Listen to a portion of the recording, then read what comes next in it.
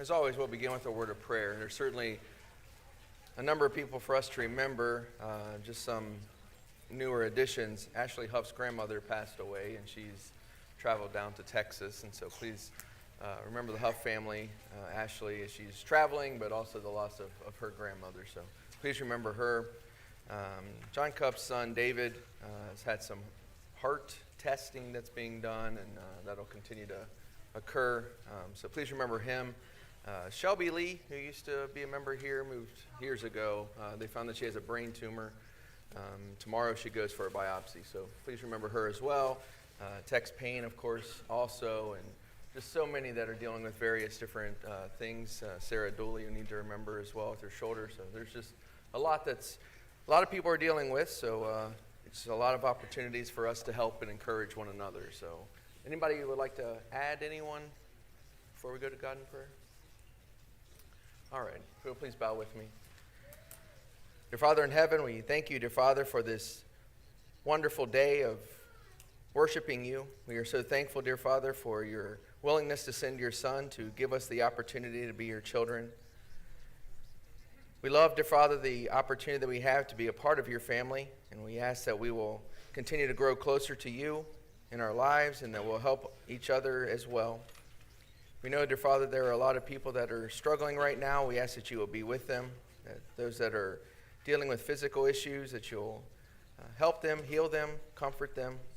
That you'll be with those that are mourning the loss of loved ones, that you'll comfort them as well, and that you'll be with all of us that will look for these opportunities to encourage and to help one another.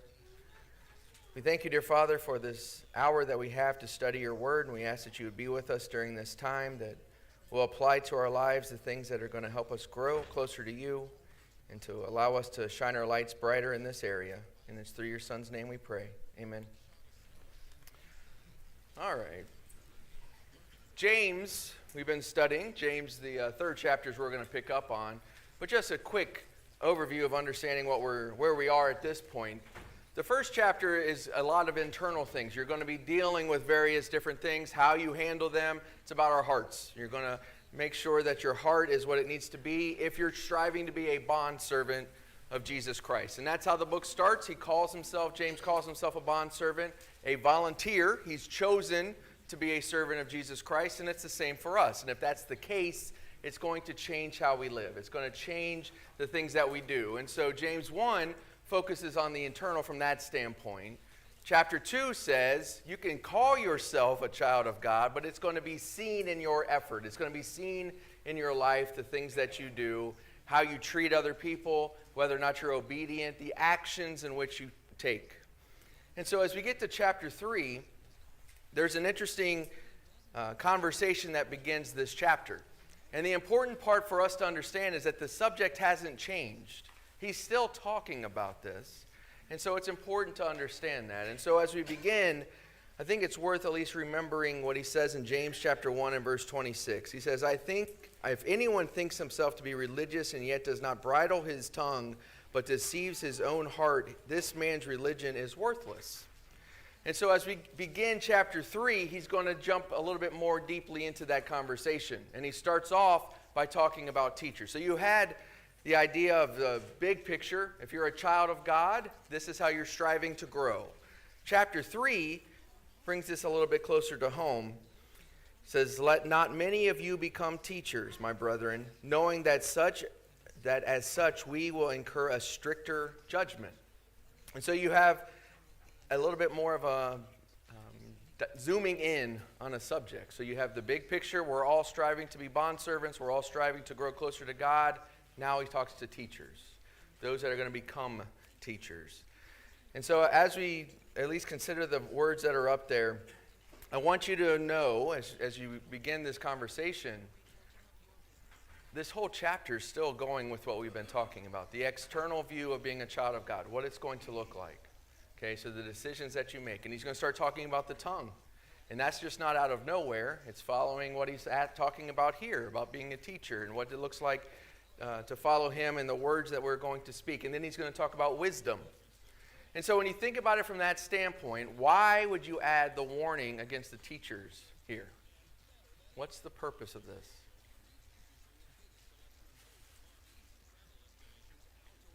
do you think?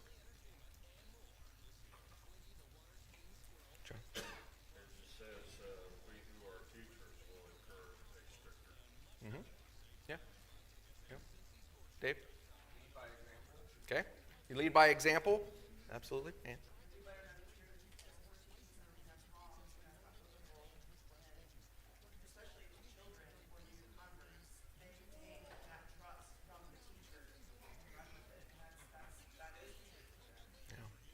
There's a tremendous responsibility that's involved in becoming a teacher.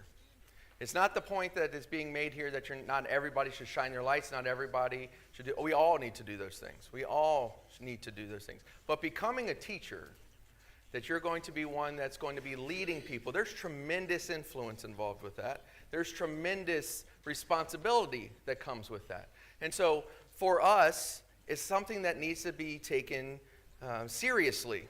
It's not just something that, oh, I like to golf, let me become a preacher, I'll have more time to golf type thing. There's purpose to the job. There's purpose to the decisions that are being made, because you're the one, in this case, a teacher, that people are going to look at. And if they're going to see you be hypocritical, and they're going to see our actions towards those things, especially as we get into the tongue, we get into wisdom, obviously there's going to be an influence that you're going to have on those. And so it's important to understand that. The scriptures will talk about this in many different ways. Hebrews, the 13th chapter, verse 17, as an example, it talks about from an elder's standpoint. It'll talk about the idea that they are going to be judged, or they're going to give an answer for the souls that are under them. There's a purpose to the job, if you will. There's a purpose to that role, I should say, when you're talking about from an elder's standpoint. No different from a teacher. Paul will talk to Timothy about this pretty often in Titus, about the idea that you have to be careful, be mindful of how you're teaching. Not only that you don't lose your own soul, but others. And so there's an understanding from a teacher perspective that it's important to understand the decisions that are made and the things that you do, how you live the life, because you're going to have an influence on other people. And certainly we all can understand that. That's an important part of being the teacher. Sonny. Over in 1 Peter chapter 4 and verse 11, it says, whoever speaks, let him speak as though with the utterances of God. And so if an individual exalts themselves to the position of teacher, then they have that responsibility towards God to maintain that degree of humility. Jesus said, I can do nothing on my own initiative. What I hear the Father say, I say. What I see the Father do, I do. And so the danger of exalting oneself to a position of teacher runs the risk of taking a look at themselves and concluding, these are really good thoughts that I've got, and I want to share them, as opposed to actually honoring God in that moment. And that's one of the reasons why God gave Paul, the messenger of the devil, was to protect him from coming to the point where he would say, all of these revelations, all of these special things are coming from me rather than coming from God. Yeah. And so God protected him from that. And that's as we've been talking about, and hopefully if you've been in the class, James spends a lot of time on humility. All of us have to work when we're talking about humility. All of us are striving to be humble, and certainly teachers. There's no question about that, understanding that perspective. Our Savior is the great example, obviously, of this conversation when you're talking about humility or any of these subjects, teaching. It's amazing to have him as an example of what that looks like for all of us. And so the danger is that you see what the Pharisees did, and they became the authority. They're the ones that they wanted you to listen to them. Who are you talking to perspective, rather than as our Savior did so well in his teachings and how he was helping people see who he was, and then they had the opportunity or choice to follow. And that's where, as we go forward with this, it's important to understand that side of things.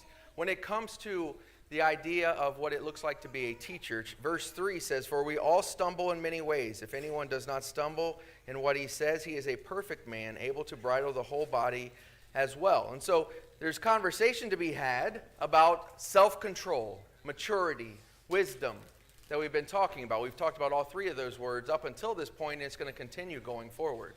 There's the opportunity for us to continue to grow in these moments. They're absolutely needed. So as we get into the conversation about the tongue, we've got to understand how important self-control is. It is so important. You remember in chapter 1, verse 19, where the idea for us is to be slow to speak. Be mindful of what you're going to say. It's a struggle. It can be certainly for me, and it's an opportunity for us to grow. But it's one of those times where you have to really continue to work on self-control.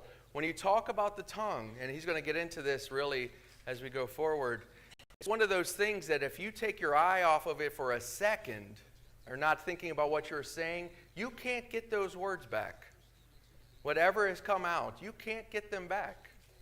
And so just taking a second to think about it is so important to truly understand. If you're putting it through as maybe you say the filter of God, you're making sure that this is something I need to say in those moments. And that's something that we need to be mindful of, because it is a powerful, powerful instrument that we have for good, but it's easy for it to fall into evil. And that's the struggle as we're going to get into this that is so important to understand. And so continue thinking about a teacher, a bondservant. We all can make application. We all need to make application of these verses as we go forward. But I just want to point out what this looks like from a context standpoint, what he's been talking about, and how this continues going forward. As the teacher, you better be careful how you're speaking, what you're saying. The glory is given to God, the humility, all these different things we've been talking about. But those three words that are up there, that at least I put up there, are important throughout this book. They're so important to understand how we perceive wisdom, that it's true wisdom, and what we're going to be talking about, obviously the continued growth that we need to have. And in that word, self-control is always a difficult one sometimes for us. So, any thoughts before we dive into the tongue part? Rob?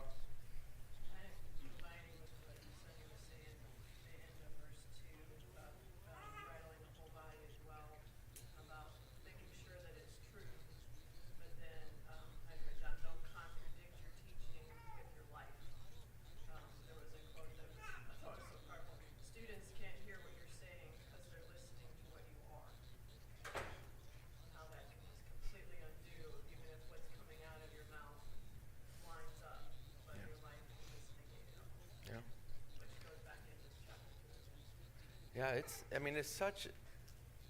it cannot be overstated at that point. People are watching you.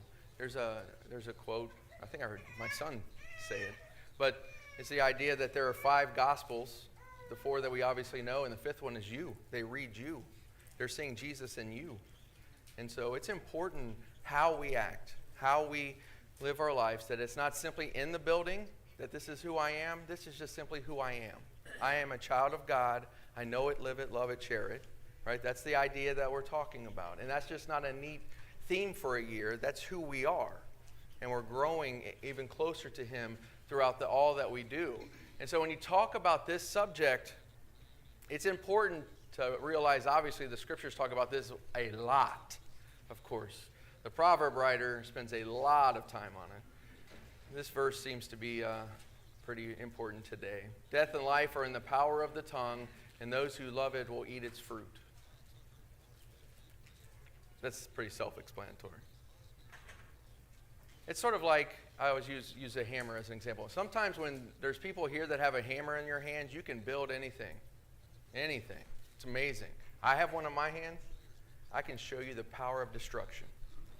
That's no issue at all. Building? Destruction, no problem.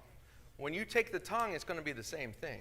There are people that just use it from that standpoint for death. It is nothing but something that they're going to use in many cases just to put down other people, just to lie, whatever the sin is, or all of the above, just what the tongue is going to do.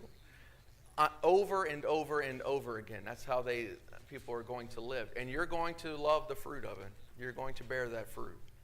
And that's what you're going to be judged by in this case of what we're talking about. And it's the same with life. Now, obviously, as verse 2 talks about, we all stumble in many ways. This doesn't mean you're going to be perfect. But it also means that when you do stumble, God has a plan for that as well, how you're going to handle those situations. And so understanding that is unbelievably important as we go forward. Proverbs 16:27 says, a worthless man digs up evil while his words are like scorching fire. That fire is going to come back up in just a minute.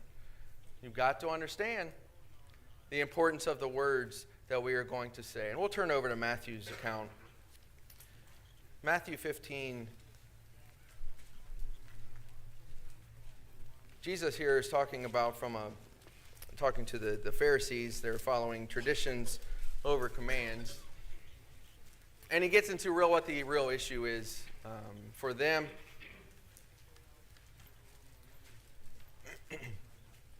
In Matthew, the 15th chapter, we'll start in verse 17. He says, do you not understand that everything that goes into the mouth passes into the stomach and is eliminated? But the things that proceed out of the mouth come from the heart, and those defile the man. For out of the heart comes evil thoughts, murders, adulteries, fornications, thefts, false witness, slanders. These are the things which defile the man, but to eat with unwashed hands does not defile the man. So Jesus, obviously in many different ways, is going to say very similar things like this. Why would you wash the outside of the cup and the inside's dirty? Why do you look like a beautiful place where there's just tombstones? They're white, they're gorgeous, but you know what's inside them?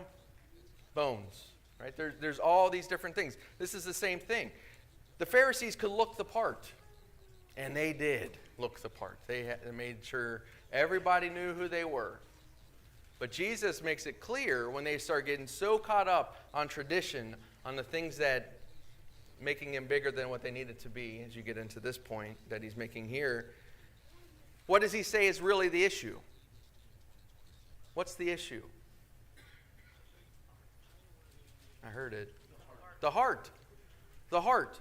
The heart is the issue. And so as we go back to James, the 3rd chapter, when we're talking about the tongue, Jesus makes this very clear. But the things, in verse 18, that proceed out of the mouth come from the heart. That's what we're talking about. Why is it important to be mindful of the things that we say and the things that, well, it's talking about things that we say today, because it shows our heart. And those are opportunities for us to grow, continue to grow closer to Him, and making sure we're doing all we can in our service to Him. So he's going to use examples here of this. The horse, the ship, and a fire. So if you turn back to James, the 3rd chapter, in verse 3, now if we put the bits into the horse's mouth so that they will obey us, we direct their entire body as well. All right? So what's the lesson to learn from the horse in this case? What do we learn?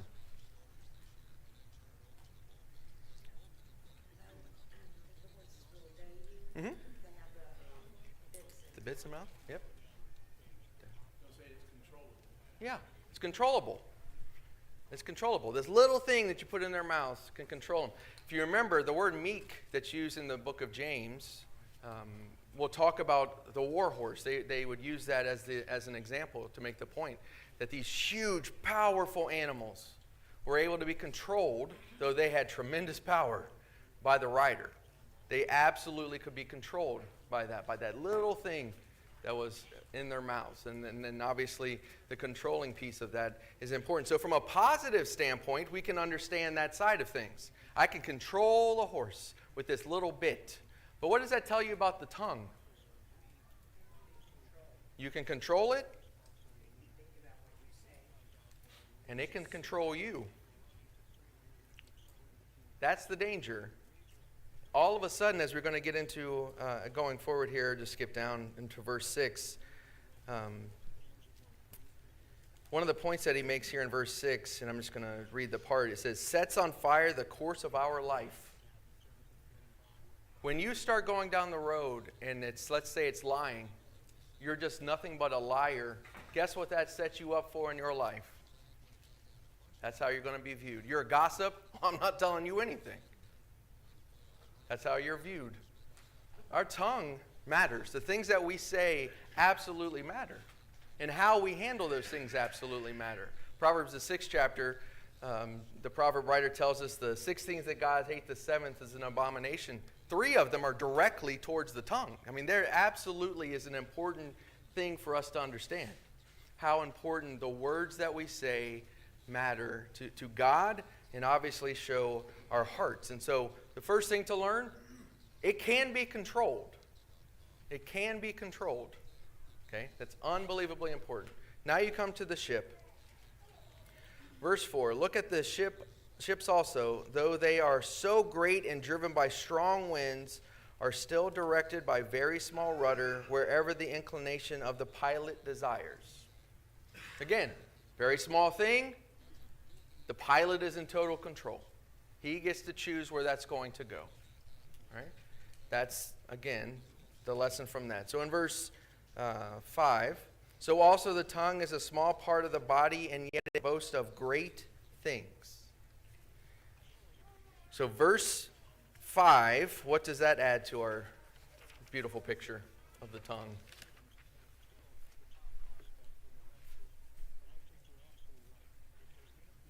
What are we really good at, Karen?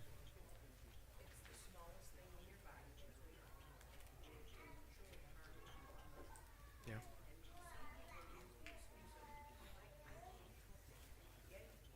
I know sometimes my mouth is running and I say stuff and you can't retract it, whether it's good or bad or something. When it's good, great. But I know sometimes I say other things and then I think, oh, why did you do that? Because you know what? I didn't stop and think. Yeah. It is so important to take that second. Right? That is so important to consider what you are going to say in any moment. We'll get into some of those verses perhaps today where Paul will talk about that. But there's a key that Karen said, and I'm not sure everybody could hear. We absolutely can control it. Taming, it's another conversation. We can talk about that later on, and we will talk about that. Where you can just let it go. You don't have to even worry about it. Mom, my dog's tame. It's fine. Just let's go play with it. Whatever. Right? You can't do that with the tongue. That's not the same situation. This is something that you can control because you absolutely are alert to it. You're watching it all the time. You're considering those things. And so there's an importance with that piece as we go forward, especially in verses 7 and 8. But you get to this part here, I think, again, James, the 1st chapter in verse 19 just comes to mind. Be slow to speak, slow to speak, slow to speak, and understanding how and what can happen so very quickly. So verse 5, I didn't read the rest of it. It says, see how great a forest is set aflame by such a small fire. We've all seen this. Whether you've been on a huge ship or not, doesn't matter. Whether you've had a horse. I had Sugar Randy when I was little, as those of you that live here know. Good. Not all of us have had horses. Raymond certainly does. He understands how quickly you can move those horses. But we've all seen fires. We all know what they can do. And they certainly, if they've been Canadian fires in Canada, that the smoke has come here.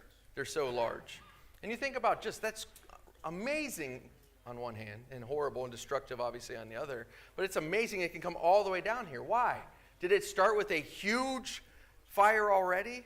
No. Somebody may have said it. It may have been lightning. There's all sorts of things that happen, but it was a small spark that started it. And that's exactly what, especially when you talk about gossip, can happen so quickly. That little spark can just go run through anything else and start a great fire. And that's the danger. You might not have meant it to become a huge forest fire, but you started it.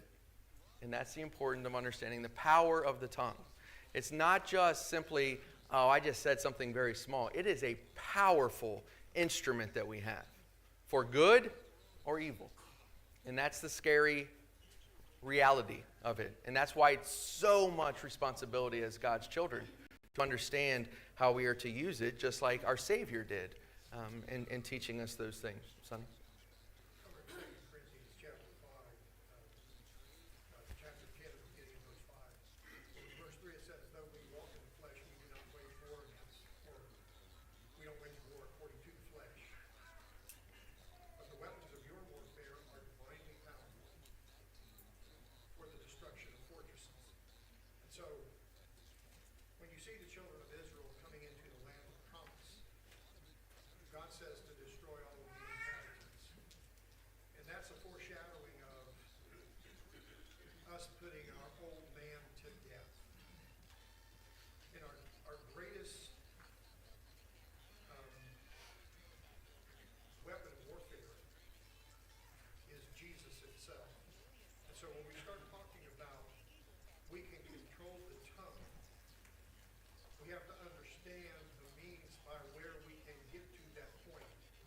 And over in 2 Corinthians chapter 3 and verse, I think 18, it says, "But we with all unveiled faces are reflecting in the mirror the glory of the Lord." Consequently, as we're reflecting on him, the one who is perfect, we're being transformed from image to image, glory to glory, just as from the Lord the Spirit. And so when we start dealing with, putting to death the old man, it is God who empowers us to be able to do that only as we spend time reflecting. Then the fortresses that exist within us, that fiery tongue, that tongue that is quick to gossip, that tongue which is quick to demean, that can be tamed then. Yeah. Yeah, and I appreciate you bringing that up. Like I started off with, this is all about getting closer to God, being a bondservant of his. We're talking about being children of God. So the relationship with Jesus is paramount. It's the foundation of anything that we're talking about. How do I become humble? Jesus Christ. How do I control my tongue? Jesus Christ. How do I do anything as a child of God? Jesus Christ. That's always the foundation of the things that we're talking about. And so when you're talking about this, I'm able to control it because of him, right? That's the relationship that we have. Kyle? Well, it's highlighting in James 3 how the tongue can destroy life. And it's intentional that God calls Jesus the Word, which is, the mechanism of the tongue, and it actually gives it newness of life versus this tongue that can destroy it. Yeah. Excellent. I like the analogy of the passing of the arrow. If you deviate, especially going back to your teachers today, if you deviate from the path just one small thing, said the word sensationalized, that changes the entire trajectory. It doesn't get corrected, it doesn't get righted, then you stay off course and over time. Further, Yeah. further away. Yeah. Foundationally, these deviations that build on each other's mistakes. Scary if you think about it. You direct someone wrong and maybe you never see them again, but because they met you and however you handle that situation could affect them for who knows. Yeah. There's tremendous responsibility. Tremendous responsibility. And that's important, certainly for us to understand. That's why he spends a lot of time throughout the scriptures, certainly here in James 3, but throughout the scriptures of understanding, taking every thought captive, making sure that you're filling your hearts and your minds with things that are good. Right? If you're watching things or reading things or associating with people all the time that are nothing but worldly, don't be surprised when it comes out. That's what you're filling yourself with. If you're only watching the news or only hearing negative things all the time, guess what you're going to be? Negative. That's what happens. So God says in Philippians, the 4th chapter and verse 8, you need to fill yourself up with the things that matter. True things, pure things, things that are good. And that's the importance of every day, every second that we are blessed to have, what we're using those for, and what we're filling our minds and hearts with. And that's what's going to be seen. And that's what certainly as we go forward here, he's making unbelievably clear. Verse 6 to me is the most amazing description of the tongue in the scriptures. I want you to hear what this says. This goes with what Kyle just brought up. And the tongue is a fire, the very world of iniquity. The tongue is set among our members as that which defiles the entire body and sets on fire the course of our life, and is set on fire by what? Hell. Hell. You don't read verse 6 and think, I wonder what that means. It is a dangerous thing if you do not take every thought captive. It is dangerous if you just allow yourself to think before you speak. We've all been in this well, I've been in the situations, perhaps you have as well, from those things, as Karen was saying earlier. You can almost watch the words coming out of your mouth and wishing you could grab them. It's too late. You can apologize. You can apologize. But it's going to take time for those words that have escaped your mouth to perhaps be corrected or perhaps have another kind of an influence on someone. It's going to take time rather than just taking the second to think before I would have ever said it to begin with. And that's what the struggle can be. That's the importance of Jesus. That's the importance of what we're filling our hearts and our minds with. All those different pieces are so unbelievably important. And that's what I think is so important as we go forward here in this conversation. Verse 7, for every species of beasts and birds and reptiles and creatures and of the sea is tamed and has been tamed by the human race. But no one can tame the tongue. It is a restless evil and full of deadly poison. Now, we talked about this a little bit earlier, but I'll just turn over. You can turn over if you would like. But over in Ephesians, the 4th chapter, as an example, and there's a ton of verses to make this point. But Ephesians, the 4th chapter, in verse 29, again, as an example, let no unwholesome word proceed from your mouth, but only such a word as is good for edification according to the need of the moment, so that it will give grace to those who hear. Now, what that verse tells us is that I can absolutely control what I'm going to say. Right? I absolutely am in control. I appreciate when people say I have no control over it, because I think what you're trying to say is that I just struggle with it, but you absolutely have control over it. Absolutely. It's like anger. You absolutely have control over it. You may not want to. That's a whole other conversation. But we have control over it. He tells us here, let no unwholesome word proceed from your mouth. That makes it emphatically clear that you get to choose what's going to come out of your mouth. Over in Colossians, again, the 4th chapter, same kind of thing. But he says in verse 6, let your speech always be with grace as though seasoned with salt, so that you will know how you should respond to each person. You have control. We absolutely can control it. Our relationship with Jesus, obviously, is the foundation. But it's also for us to continue to grow closer to him. Make sure we're filling our hearts and our minds with the things that absolutely matter. And that we are aware, taking that second, it's a skill. You're taking that second to think about what you're about to say. And doing that is going to change a lot of the things that we can do. And that's the struggle. The dangerous part is when you leave it unguarded. And that's when those moments occur. Rachel? I think it's important to remember, as we started out, the context of how we're talking about wisdom, humility, self-control, serving others. I think this can become very disheartening because it's bad, it's bad, it's bad, it's bad. But we're supposed to, he starts the book out with pray for wisdom. God will give you the wisdom. He will give you the humility. He will give you everything you need. This is all doable. And we're all going to mess up. We're never going to be perfect at this. Don't lose heart. Pray and work on your wisdom, because in practice, you will get better. Yeah. I think one thing that you see with this, in this conversation is when you talked about partiality, it was almost from the standpoint of people thinking, well, that's not that big of a deal. What's the big deal about partiality? You know, when you're comparing it to these other things that people struggle with. And then he'll say, look, you didn't commit adultery, you didn't murder, you still sinned. It's still sin. Partiality is sin. So you may say, what's the big deal? Proverbs will talk about this. What's the big deal of what I just said? You know, I'm just joking. No, you still said it. That still is the issue that's happening. It is a big deal. And I think that's what James is focusing on here. This is one of those subjects that is very easy to say, what's the big deal? Because we all can obviously deal with the tongue and how we say things. And we need to be mindful of that it is a big deal. And the reason why it is because it is powerful. What you say and the things that you say positively and negatively from that standpoint. I should use the terms truthful or evil from that standpoint. You've got to be mindful of what is being said. And this all goes together. All of these things that we're talking about are so important. And so as we go forward with this, it's important to understand that. We only have 5 minutes, so I'm not taking any more questions. But when you think about what Jesus says in Matthew the 12th chapter in verse 34, you brood of vipers, how can you, being evil, speak what is good? For the mouth speaks out of that which fills the heart.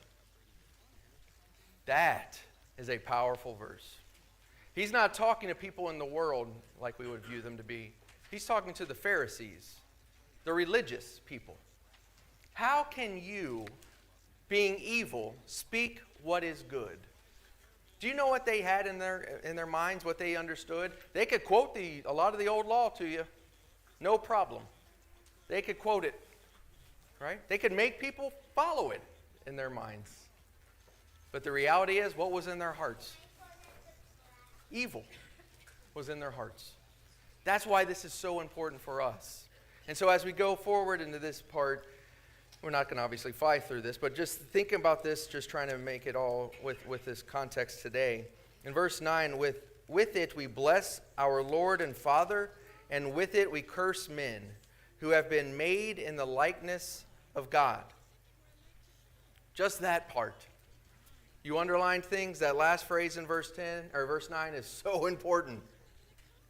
You bless God, and then you curse the people that are made in whose likeness? God's. You better be mindful of what you're saying. Verse 10, for the same mouth comes both blessing and cursing. My brethren, these things ought not to be this way. You can't bless God and then turn around and just curse his people, the people made in his likeness. How we act is so important. Verse 11, does a fountain send out from the same opening both fresh and bitter water? Can a fig tree, my brethren, produce olives on a vine, or a vine produce figs? Nor can salt water produce fresh. There's little words that are just so important with that. And here's your next picture of it. It is so important to understand the difference. So important to understand. It can't be both. This goes to what Sonny brought up earlier. When the old man is dead, he's dead. Don't dig him back up and let him come around when something bad needs to be said in your mind. Keep him dead. This is not something you just every once in a while bring back alive. This is who I am now. This is the child of God that I'm striving to be. I want to bless God. Okay. 1 John will say that's good. You need to love God. You need to abide in him. But that's going to be seen in your love of everyone else, how you treat other people. That's why over and over again when Jesus is going to talk about this, he's always talking about loving God and loving your neighbors. It's both. You're going to see it. And our love of God is going to be seen in our treatment of other people. And that includes our tongue and how we're going to speak on things. And so we're going to stop here as we go forward. We'll pick up in verse 13 because we're going to talk about wisdom. But just keep this in mind as we go forward with this. It is so important, the things that we are saying. As it says in verse 8, it's a restless evil full of deadly poison. Be mindful of how you handle your tongue. So thank you all.